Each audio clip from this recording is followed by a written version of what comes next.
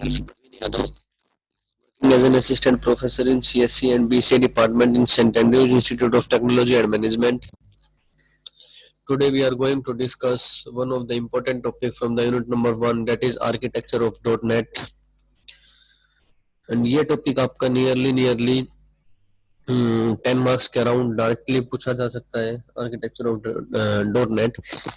सो यहाँ पे आपके पास हमने जो लास्ट क्लास में डिस्कशन भी किया है कि हमें क्या क्या चीजें .NET के लिए हम लोग लैंग्वेजेस को यूज करते हैं, से कंपोनेंट्स, कौन कौन से बिल्डिंग ब्लॉक्स हम लोग वहाँ पे यूज करते हैं. तो आपने बेसिकली पढ़ा था कि हमारे पास CLR है, CLS है, MSIL है. तो हमने वहाँ पे बेसिक इनके बारे में थोड़ा बहुत पढ़ा था. आज इनको थोड़ा सा और डिटेल में देखते हैं क्या कुछ है और किस तरीके से मेरा आर्किटेक्चर यहाँ पर क्रिएट होता है, क्या क्या क्या चीज फैसिलिटीज मेरा .NET प्लेटफॉर्म हमें प्रोवाइड करा रहा है. सो यहाँ पे कुछ तो है कि it's a platform for application developer. यहाँ पे हम किसी भी टाइप की एप्लीकेशन को क्रिएट कर सकते हैं. It's a framework that supports multi language and cross language integration. यहाँ पे आपके पास ऑप्शन है काफी सारे मल्टीपल लैंग्वेजेस को आप लोग इजीली यूज कर सकते हो. इंटीग्रेटेड डेवलपमेंट एनवायरनमेंट आपके पास यहाँ पे GUI बेस्ड है. प्लेटफॉर्म इंडिपेंडेंट है क्योंकि यहाँ पे हमारे पास हम लोग मैनेज कोड्स यूज करते हैं और उस पर्टिकुलर मैनेज कोड को हम किसी भी ऑपरेटिंग सिस्टम पे रन कर सकते हैं. .NET framework provides interoperability between languages क्योंकि हमारे पास यहाँ पे कॉमन टाइप सिस्टम है, कॉमन लैंग्वेज रन टाइम है. और जो कि कॉमन लैंग्वेज रन टाइम है तो जो कि नंबर ऑफ लाइब्रेरी फाइल्स को वहाँ पे हम लोग यूज कर सकते हैं .NET के अंदर, प्लेटफॉर्म के अंदर. ठीक है, तो ये हमारे पास कुछ इसकी फीचर्स थी जो हमने लास्ट क्लास में भी डिस्कस की थी. अब बात करते हैं इसके आर्किटेक्चर के बारे में. बेसिकली हमारे पास जो .NET है वो उसके अंदर हमारे पास क्या है कि जो फर्स्ट ब्लॉक है वहाँ पे हमारे पास किस किस टाइप की एप्लीकेशंस को हम लोग क्रिएट कर सकते हैं. Windows form, web form, console application. Form में आपके पास मिलेंगे कंट्रोल्स, ड्राइंग, विंडोज एप्लीकेशन अगर आपको कोई विंडो एप्लीकेशन बनानी है. ऐसे ही वेब फॉर्म्स में वेब कंट्रोल्स, वेब सर्विसेज, फिर वेब के अंदर आपका सर्वर एप्लीकेशन या क्लाइंट एप्लीकेशन है या .NET वेब एप्लीकेशन है, ASP.NET वेब एप्लीकेशन है. तो ये जितनी भी टाइप की एप्लीकेशन है पर्टिकुलर यूजर, कोई भी यूजर बनाना अगर चाहता है, चाहे वो विंडोज बेस्ड हो, चाहे वो वेब बेस्ड हो या फिर वो कंसोल बेस्ड एप्लीकेशन हो, तो वो यहाँ पे इजीली क्रिएट कर सकते हैं .NET के अंदर. अभी की बेस क्लास लाइब्रेरी या फ्रेम CL जिसको हम बोलते हैं, तो यहाँ पे जो चीजें हम लोग यूज करते हैं लाइक कि आपको कोई ना कोई डाटाबेस से कनेक्टिविटी चाहिए तो उसकी लाइब्रेरी हमारे पास यहाँ पे ADO.NET है. नेटवर्किंग के लिए आपके पास रिमोटिंग वाली है. इनपुट आउटपुट डिवाइसेस के लिए आपके पास IO है. कुछ थ्रेड्स वगैरह सब पार्ट्स ऑफ प्रोग्राम्स को आपको यूज करने तो थ्रेडिंग है. इसी तरीके से आपके पास नंबर ऑफ यहाँ पे लाइब्रेरी फाइल्स होती है, जिस फाइल्स के हम लोग जिस भी फाइल से हमें कोई क्लास, उसके मेथड्स, उसके प्रॉपर्टीज को अगर क्लास लाइब्रेरी मिलती है. CLR जो कि एक इम्पोर्टेंट चीज है. CLR का हमारे पास अगर कोड आपने अगर विंडोज के अंदर बनाया है और उस कोड के अंदर हमारा जो कोड जनरेट हुआ है वहाँ पे मैनेज्ड कोड जनरेट हुआ है, तो वहाँ पे हमारे पास उन पर्टिकुलर उस मैनेज्ड कोड को मैं लिनक्स सिस्टम पे भी हम लोग इजीली रन कर सकते हैं अगर उस सिस्टम पे हमारे पास CLR है तो.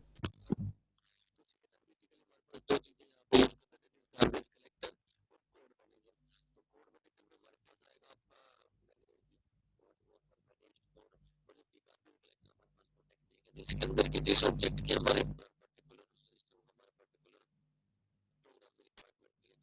स्पेस को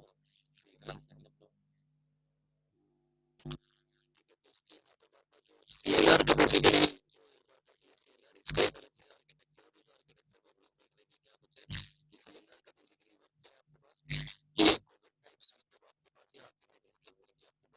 ये सारे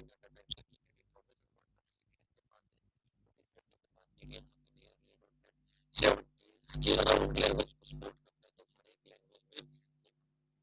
है. तो ये है डाटा टाइप को डिफाइन करने का, और वही जो वे डिफाइन करने का जो अलग वे है उसको किस तरीके से हमारा जो CTS का जो आपकी है हमारे पास की दोनों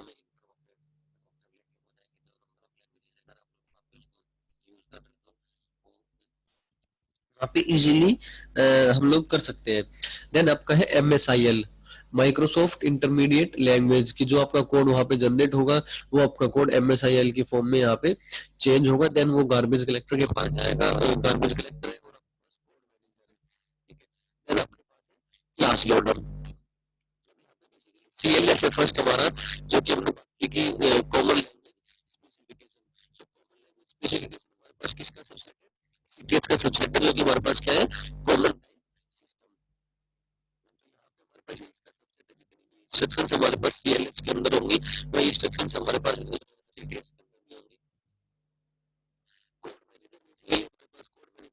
क्लास लोडर क्लास लोडर को, तो यहाँ पे आपके पास जो दो टाइप की कोडिंग हमारे आपके पास यहाँ पर आपका, तो जब हम बात करते हैं यहाँ पे अनमैनेज्ड कोड की, मैनेज्ड कोड की, तो मैनेज्ड कोड के अंदर किस तरीके से एग्जीक्यूशन होता है वो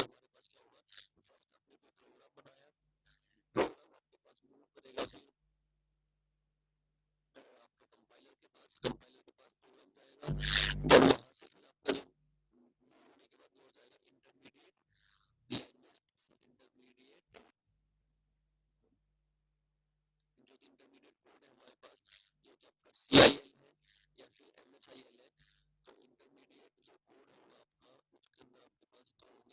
CIL या उसके बाद जो CLR के पास जो और यहाँ उसके बाद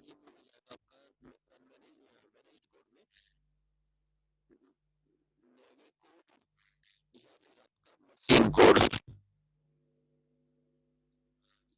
जो आप करेंगे किसी भी programme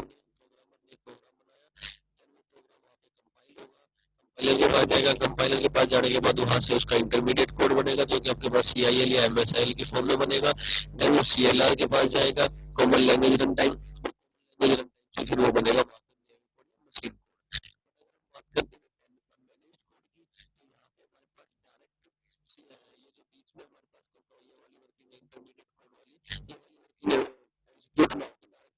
CLR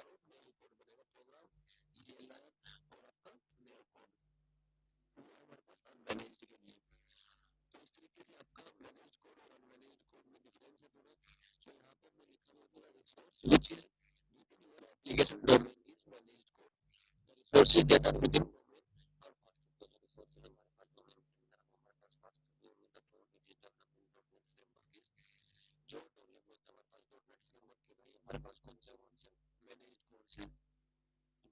directly executed by CLR with the help of execution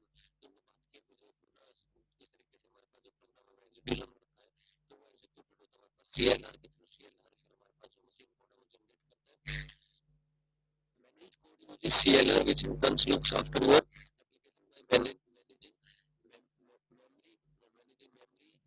securities, cross language deployment,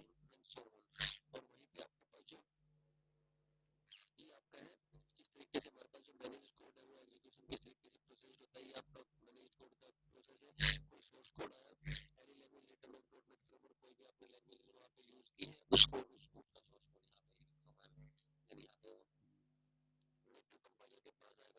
जब आपके पास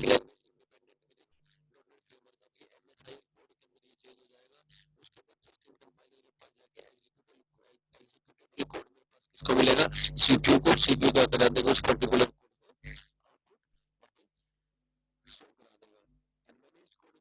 manage code which is developed outside the .NET framework. जो हमारे पास .NET फ्रेमवर्क है, ये आउटसाइड द .NET फ्रेमवर्क है।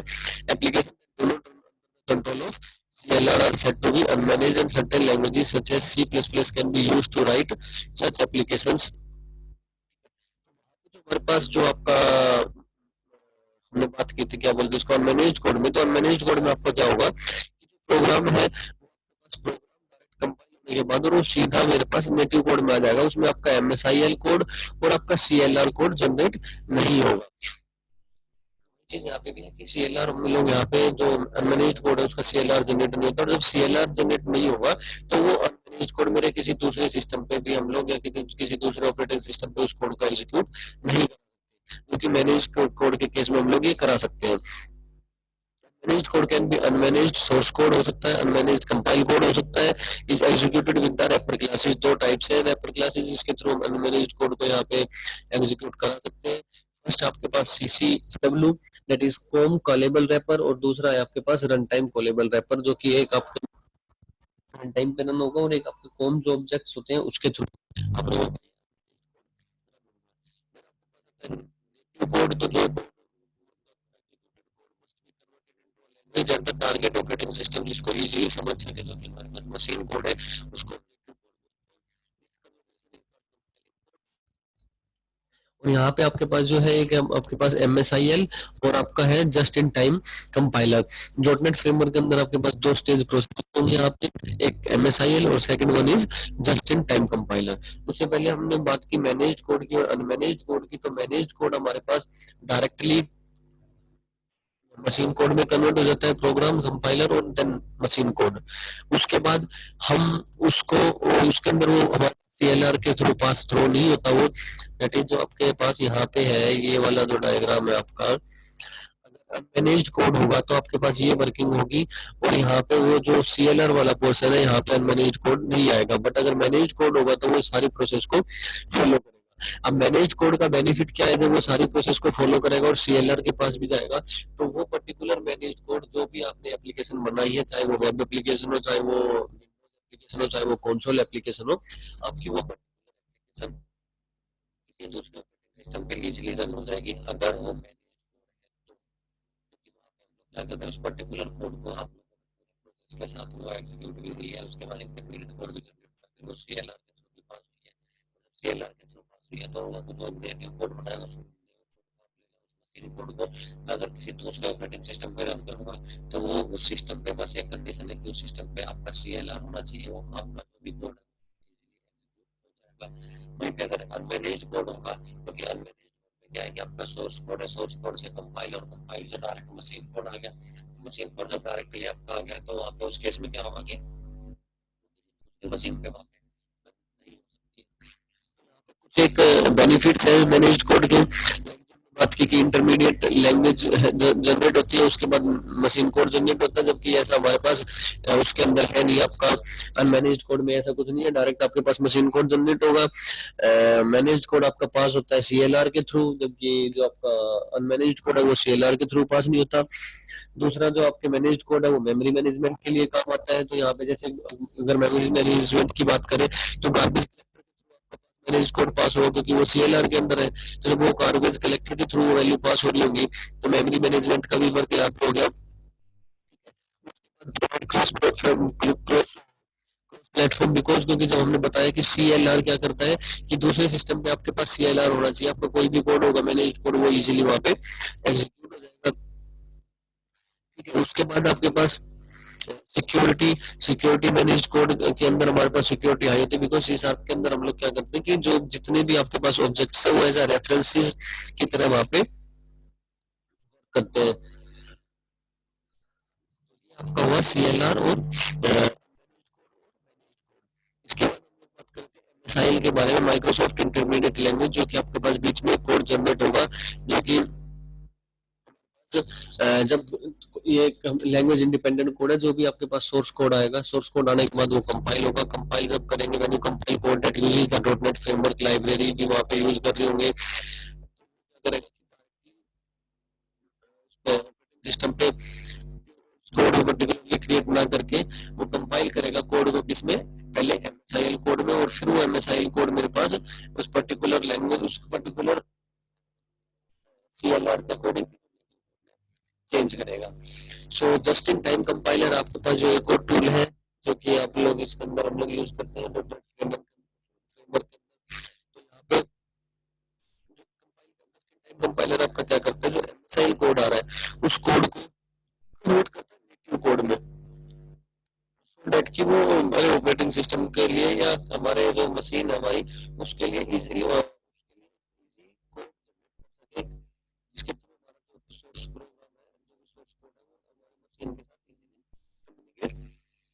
सके, तो वो काम है जस्ट इन टाइम कंपाइलर का।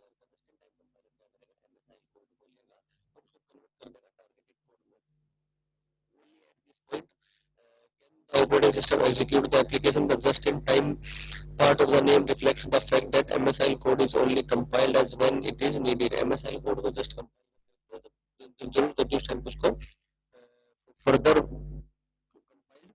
कर देते हैं. Starting in the past, it was often necessary to compile your code into several applications, each of which targeted a specific operating system and CPU architecture.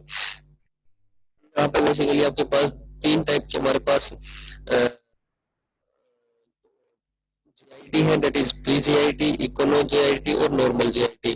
Pre जो JIT है वो आपकी slow है, normal JIT आपकी fast है. Because normal JIT में हम लोग कैसे यूज करते हैं और यहाँ पे हम लोग कैसे वगैरह यूज नहीं करते, तो it converts all the code in executable code. Pre JIT के अंदर जितना आपके पास एग्जीक्यूटेबल कोड में कन्वर्ट हो जाएगा, और जब एग्जीक्यूटेबल कोड में कन्वर्ट करेंगे तो उसमें वो स्लो है.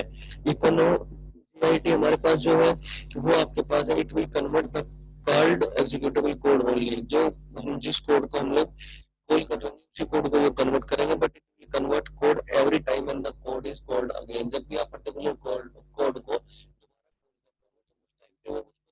से कन्वर्ट करेगा. जबकि नॉर्मल जीआईटी में क्या है कि वो कन्वर्ट तो वही करता है जो कोड को आप लोग पर्टिकुलरली आप कॉल कर रहे हो, बट यहाँ पे क्या है कि जब आप दोबारा उस पर्टिकुलर कोड को कॉल करोगे तो वो इसको यहाँ पे दोबारा कन्वर्ट ना कर कैसे में स्टोर कर लेता है. और इसलिए ही हमारे पास जो नॉर्मल जीआईटी है वो फास्ट है as compare to other one. तो ये आपका था आर्किटेक्चर जिसके अंदर आप लोगों ने सीटीएस, सीएलआर, सीएलएस जो कि सब सीएलएस और सीएलएस हमारे पास सबसेट है सीटीएस का. और ये आपके पास एक डॉटनेट फ्रेमवर्क का पूरा कंप्लीट डायग्राम है जो कि जिसके अंदर कि हमने देखा कि number of Windows form, Windows app form, console application, उसके बाद क्लास लाइब्रेरी कौन सा किस टाइप का प्रोग्राम क्लास यूज करना, कौन सी प्रॉपर्टीज यूज करनी है, वो सारा का सारा. देन सीएलआर, सीएलआर आपके पास एक इम्पोर्टेंट रोल प्ले करता है हमारे कोड होगा आपके पास सीएलआर के थ्रू पास होगा.